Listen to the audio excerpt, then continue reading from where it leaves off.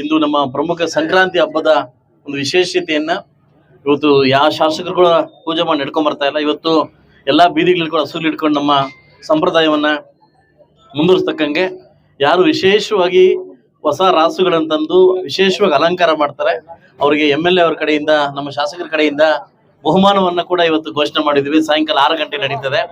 ಇವತ್ತು ವಿಶೇಷವಾದ ಸುದ್ದಿ ಇರ್ತಕ್ಕಂಥದ್ದು ಏನಂತಂದ್ರೆ ಇವತ್ತು ಸಂಪ್ರದಾಯವಾಗಿ ಮುಳುಬಾಗಿಲಲ್ಲಿ ನಾವು ಎಲ್ಲ ಹಿಂದೂ ಮುಸ್ಲಿಮ್ಸ್ ಕೂಡ ಭಾವೈಕ್ಯತೆಯನ್ನು ಏರ್ಪಡ್ತಕ್ಕಂಥ ದಿನ. ಇವತ್ತು 4 ಗಂಟೆಗೆ ಇವತ್ತು ಕುಸ್ತಿ ಮತ್ತು ಇವತ್ತೊಂದು ದರ್ಗಾ ಒಂದು ಉರುಸನ್ನ ಇವತ್ತು ಒಂದು ಕಾರ್ಯಕ್ರಮ, 2 ಸಂಕ್ರಾಂತಿ ಮತ್ತು ಉರುಸು ಕಾರ್ಯಕ್ರಮ 2 ಕೂಡ ಒಂದೇ ಸಂದಲಿದೆ.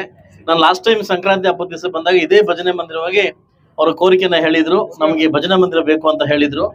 ನಾನು ಲಾಸ್ಟ್ ಒಂದು ಮಾತು ಕೊಟ್ಟಿದ್ದೆ, ಏನು ಇವತ್ತೆಲ್ಲ ನನ್ನ ಮುತ್ಯಾಲಪೇಟೆಯ ಎಲ್ಲ ನನ್ನ ವ್ಯಾಪಾರಸ್ಥರಿಗೆ ಇವತ್ತು ಶಾಸಕರು ವಿಶೇಷ ಕಡೆಯಿಂದ ನಿಮಗೆ ಲವ್ ಯು ಅಂತ ಹೇಳ್ತೀನಿ. ಯಾಕಂದ್ರೆ ನನ್ನ ಮಾತಿಗೆ ಗಮನ ಕೊಟ್ಟು ಗೌರವ ಕೊಟ್ಟು ಕೋರ್ಟಲ್ಲಿ ಹಾಜರಾಗಿರ್ತಕ್ಕಂಥ ಕೋರ್ಟ್ ಕೇಸ್ನ ವಾಪಸ್ ತಗೊಂಡು ನನಗೋಸ್ಕರ ಒಂದು ಮಾತು ಕೇಳಿದೆ ಮನೆಯಲ್ಲಿ, ನಾನ್ ಬೇಕಾ ಕೋರ್ಟ್ ಬೇಕಂತ ಕೇಳಿದಾಗ ಎಲ್ಲಾ ವ್ಯಾಪಾರಸ್ಥರು ಇಲ್ಲ ನಮ್ ಕೋರ್ಟ್ಗಿಂತ ನೀವೇ ಬೇಕಂತ ನನಗೊಂದು ರೆಸ್ಪೆಕ್ಟ್ ಕೊಟ್ಟು ರಸ್ತೆ ಅಗಲೀಕರಣ ಮಾಡ್ಲಿಕ್ಕೆ ಅವರೇ ಮುಂದೆ ನಿಂತ್ಕೊಂಡು ರಸ್ತೆ ಜಾಗವನ್ನ ರಸ್ತೆನ ಬಿಟ್ಕೊಟ್ಟಿದ್ದಾರೆ. ಸೊ ಅವರಿಗೆ ನಾನು ವಿಶೇಷವಾಗಿ ನಿಮಗೆ ಅಭಿನಂದನೆ ಸಲ್ಲಿಸ್ತೀನಿ. ಈ ಭಾವೈಕ್ಯತೆ ಇದ್ದಾಗ ಮಾತ್ರ ನಗರ ಉತ್ಪತ್ತಿ ಆಗ್ಲಿಕ್ಕೆ ಸಾಧ್ಯ ಆಗ್ತದೆ. ಬಹುಶಃ ಇನ್ನು 3 ತಿಂಗಳಲ್ಲಿ ಮುಳುಬಾಗಲನ್ನ ಆಶ್ಚರ್ಯಗೊಳಿಸ್ತಕ್ಕಂಥ ಒಂದು ಅಭಿವೃದ್ಧಿಯನ್ನ ನೀವು ಕಾಣ್ತೀರಿ.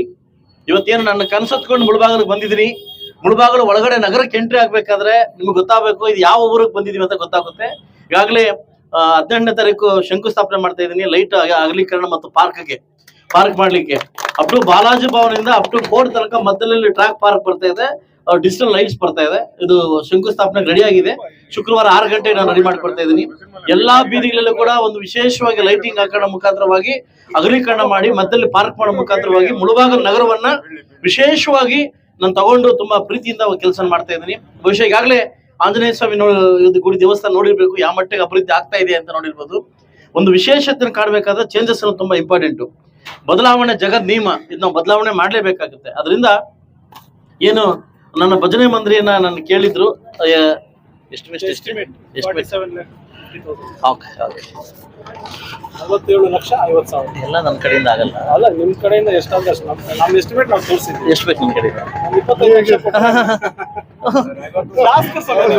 ನನ್ನ ಶಂಕುಸ್ಥಾಪನೆಗೆ ಮತ್ತೆ ನಾನು ರಾಮ ಮಂದಿರಕ್ಕೆ ಬರ್ತಾ ಇದ್ದೀನಿ. ರಾಮ ಮಂದಿರಕ್ಕೆ ಶಂಕುಸ್ಥಾಪನೆಗೆ ಬರ್ತಾ ಇದ್ದೀನಿ. ಅವ್ರು ಯಾವಾಗ ಹೂ ಅಂದ್ರೆ ಅವಾಗ ನನ್ನ ಶಾಸಕ ನಿಧಿಯಿಂದ 15 ಲಕ್ಷ ರೂಪಾಯಿನ ಆಲ್ರೆಡಿ ಬಿಡುಗಡೆ ಮಾಡ್ಲಿಕ್ಕೆ ಲೆಟರ್ ಹಾಕೊಡ್ತೀನಿ. ಶಂಕುಸ್ಥಾಪನೆಗೆ 15 ಲಕ್ಷ ಹೇಳಿದ್ವಿ, ಉದ್ಘಾಟನೆ ಗೊತ್ತಿಲ್ವಲ್ಲ. ಅದರಿಂದ ನೀವು ಸ್ಟಾರ್ಟ್ ಮಾಡಿ, ನಾನು ಇದೀನಿ ನಿಮ್ ಜೊತೆ.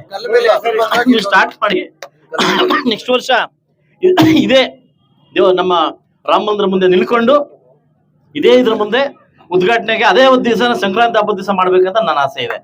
ಸೊ ಅದರಿಂದ ದಯವಿಟ್ಟು ಬೇಗ ವರ್ಕ್ ಸ್ಟಾರ್ಟ್ ಮಾಡಿ ಸಂಕ್ರಾಂತಿ ದಿವಸ ಉದ್ಘಾಟನೆ ಮಾಡೋಣ. ಆಗ್ಬೋದಾ? ಅದು ಲಾಯರ್ ಅಧ್ಯಕ್ಷ ಹೇಳ್ತಾರೆ, ಅಧ್ಯಕ್ಷ ಮಾಡಿದ ಲಾಯರ್ ಅಧ್ಯಕ್ಷ ಹೇಳ್ತಾರೆ. ಬೇಗ ಸ್ಟಾರ್ಟ್ ಮಾಡಿ, ಈಗ ಯಾವಾಗಂತ ಬೇಗ ತಲುಪು ಸ್ಟಾರ್ಟ್ ಮಾಡಿ, ಬೇಗ ಬಂದು ಸ್ಟಾರ್ಟ್ ಮಾಡೋಣ. ಸ್ಟಾರ್ಟ್ ಮಾಡಿ ಎಲ್ರಿಗೂ ನಾನು ಒಂದೇ ಹೇಳೋದು, ಇನ್ನು ಮುತ್ಯಾಲಪೇಟೆ ನೀವು ನನ್ನೆಲ್ಲ ಗ್ರಾಮಸ್ಥರು ಎಲ್ಲ ಮೂಲಸ್ಥರು ಕೂಡ ಸಂಪ್ರದಾಯವನ್ನ ಮುಂದುವರ್ಸ್ಕೊಂಡ್ ಬರ್ತಿದ್ರಿ. ನನ್ ತುಂಬಾ ಖುಷಿ ಆಗ್ತದೆ. ಎಲೆಕ್ಷನ್ ಬಂದಾಗ ಎಲೆಕ್ಷನ್ ಮಾಡ್ಕೊಳ್ಳೋಣ, ಬಟ್ ಆದ್ರೆ ಸಂಪ್ರದಾಯವನ್ನ ನಾವು ಮುರಿತಕ್ಕಂಥ ಪದ್ಧತಿ ಬೇಡ. ಇವತ್ತು ನಮ್ಮ ಹಿರಿಕ ನಾರಾಯಣಪ್ಪನ ಕಡೆ ನಮ್ಗೆ ಇಷ್ಟ, ಯಾಕಂದ್ರೆ ಎಲ್ಲಾ ಹಬ್ಬಗಳು ಇಲ್ಲೇ ಬಂದು ನಡೆಸ್ಕೊಡ್ತಾರೋ. ಅವ್ರ ಅಧ್ಯಕ್ಷತೆಯಲ್ಲಿ ಕೂಡ ನಾವು ಬಂದು ಹೋಗ್ತಾ ಇದೀವಿ. ತುಂಬಾ ಖುಷಿ ಆಗುತ್ತೆ. ಸೊ ದೇವರೆಲ್ಲ ನಿಮ್ಗೆ ಕೊಟ್ಟು ಒಳ್ಳೇದ್ ಮಾಡ್ಲಿ, ಆದಷ್ಟು ಬೇಗ ಇದು ಉದ್ಘಾಟನೆ ಆಗ್ಲಿ.